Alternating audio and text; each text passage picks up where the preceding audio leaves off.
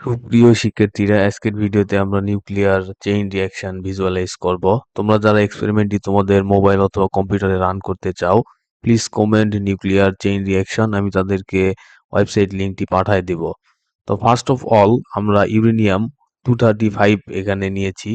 তো ইউরেনিয়াম 235কে আমরা যদি নিউটন দিয়ে আঘাত করি, সেক্ষেত্রে আমরা দেখতে পাবো যে দুইটি ডটার অ্যাটম এবং কিছু সংখ্যক নিউটন রিলিজ হবে এবং বিপুল পরিমাণে এনার্জি রিলিজ হবে। তো আমরা যদি নাম্বার অফ ডটার অ্যাটম অর্থাৎ ইউরেনিয়াম 235 এর সংখ্যাটা বাড়াই দিই এবং আমরা নিউটন দিয়ে যদি আঘাত করি, আমরা সেক্ষেত্রে দেখতে পাবো যে ফার্স্ট যে অ্যাটমটাকে হিট করলো, তারপর সেখান থেকে কিছু নিউটন রিলিজ হলো এবং সেই নিউটনটি পরবর্তী মাদার অ্যাটমকে আবারও হিট করবে।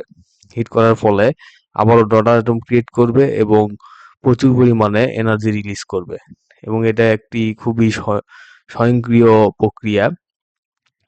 একবার শুরু হলে আর কোনো মাধ্যমের প্রয়োজন হয় না এবং সেকেন্ডের মধ্যে বিপুল পরিমাণে এনার্জি রিলিজ করে এবং ঠিক এই প্রিন্সিপালেই অ্যাকচুয়ালি আমাদের পারমাণবিক বোমা কাজ করে, যেটা মার্কিন যুক্তরাষ্ট্র দ্বিতীয় বিশ্বযুদ্ধে জাপানে ব্যবহার করছিল।